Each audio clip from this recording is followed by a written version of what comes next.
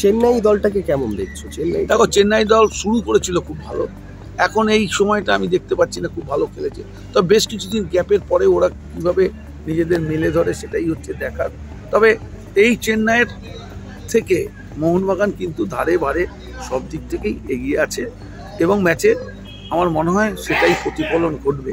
মোহনবাগান এখন ভালো জায়গায় রয়েছে। মোহনবাগান শীর্ষস্থান আবার হারালো বেঙ্গালুরু মোহামেডানের বিরুদ্ধে শেষ মুহূর্তে, একদম নাটকীয় জয়লাভ, তারপরে আবার শীর্ষে উঠে গেল।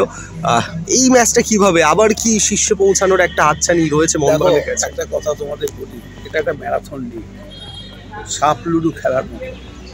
তুমি যদি সাপের মুখে পড়ো নামতে হবে, তার মানে হেরে গেলে নামবে, আর তুমি যদি যেত মই করে উঠে যাবে। মোহনবাগান এখন যে জায়গায় আছে, মোহনবাগানের পেছনে তাকাবার কোনো জায়গা নেই। মোহনবাগানকে জিতে যেতে হবে।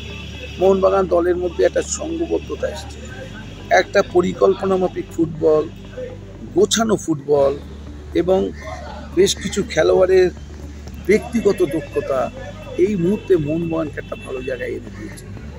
আমি মানে প্রশংসা করবো তো বটেই। আমি মানবীর এবং ইস্টার্ন কোলাসের দুজন উইঙ্গার যে ফুটবলটা আমাদের উপহার দিচ্ছে, যদি ওরা এটা ধরে রাখতে পারে, তার সাথে স্টুয়ার্ট ফিরে এসেছে, ও যদি যোগ হয়ে যায়, ম্যাকলারেনের গোল করার ক্ষমতা, দিমিত্রি অসম্ভব পরিশ্রম এবং গোল ক্ষুধা, এটা মোহনবাগানকে একটা ভালো জায়গায় এনে দেবে। এবং আরেকটা ছেলে নিঃশব্দে খুব ভালো ফুটবল খেলে যাচ্ছে, সে হচ্ছে আপুইয়া। আপুইয়াও কিন্তু খুব ভালো ফুটবল আমাদের উপহার দিচ্ছে। আর যেটা নিয়ে সবচেয়ে বড় সমস্যা ছিল এই মোহনবাগানের দুজন সেন্ট্রাল ডিফেন্ডার, আর ট্রেড এবং দুজনই কিন্তু এখন ভালো খেলছে এবং তার ফলে মোহনবাগানের অন্য ব্যাপারগুলোকে খুব একটা বেশি নিয়ে ভাবতে হচ্ছে না। সাহাল ফিট আছে, দীপক টাংরি আগের ম্যাচে খুব ভালো খেলেছে। সুতরাং মোহনবাগান দলে 15, 16, 17, 18 জন ফুটবলার একদম তৈরি, যাকেই মলিনা খেলাক না কেন ভালো ফুটবলই তিনি কিন্তু পারবেন। তাই কালকের ম্যাচ নিয়ে আমার যেটা মনে হয়, মোহনবাগানকে ভাববার কোনো অবকাশ নেই। মোহনবাগান জিতবে, তবে গোলের সুযোগ এলে সেগুলোকে কাজে লাগাতে হবে। মানবদা, দিমিত্রির যে জায়গায় চোটটা লেগেছে, কুচকির চোট, খুবই ভাইটাল চোট হয়ে থাকে ফুটবলে, বিশেষ করে সুস্থ হয়ে গেছে, হয়তো পরবর্তী পরিবর্তন হিসেবে নামতে পারে স্টুয়ার্ট, সেক্ষেত্রে দিমিত্রি শুরু করতে পারে। এই যে যদি কম্বিনেশনটা হয়, বা স্টুয়ার্টকে কি শুরু থেকেই শুরু করা উচিত তোমার ধারণা? আমার মনে হয় স্টুয়ার্ট যদি ফিট থাকে তাকে প্রথমেই আনবে, হয়তো দিমিত্রিকে পরে উনি হয়তো আনবে। দেখো, এখন ওনার কাছে অনেক রকম অপশান আছে, সেই অপশানগুলো তিনি কাজে লাগাতে পারেন।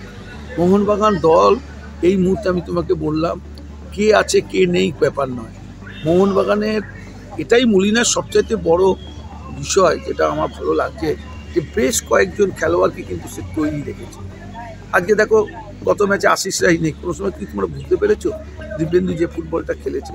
সুতরাং এই যে ব্যাপারগুলো, আর দীপক টাংরি, হ্যাঁ, আমাদের এখানে অনিরুদ্ধ থাপা খেলতে পারেনি, সেখানে দীপক টাংরি কিন্তু খুব ভালো ফুটবল খেলছে। তাই আমার মনে হয় ওটা নিয়ে কোনো সমস্যা নয়।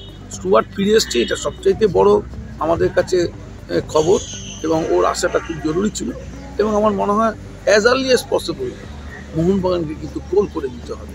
গোল পেয়ে গেলেই মোহনবাগান কিন্তু তাদের সেই সেনা ছন্দেই ফুটবলটা খেলে। আশিস রায় সুস্থ হয়ে গেছে, তিনিও শুরু করতে পারেন। সেক্ষেত্রে দীপেন্দু একটা সুযোগ পেয়েছিল, ভালো পারফর্ম করেছে, সুযোগটা কাজে লাগিয়েছিল।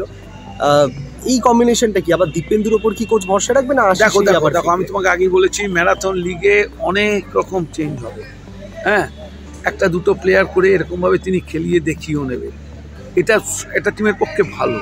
আজকে এই যে তুমি বললে আশিস রায় ফিট হয়ে গেছে, দিমিত্রির অল্প লাগা আছে, সেও ফিট হয়ে গেছে, স্টুয়ার্টও ফিট হয়ে আসছে, এটা তো ভালো জিনিস।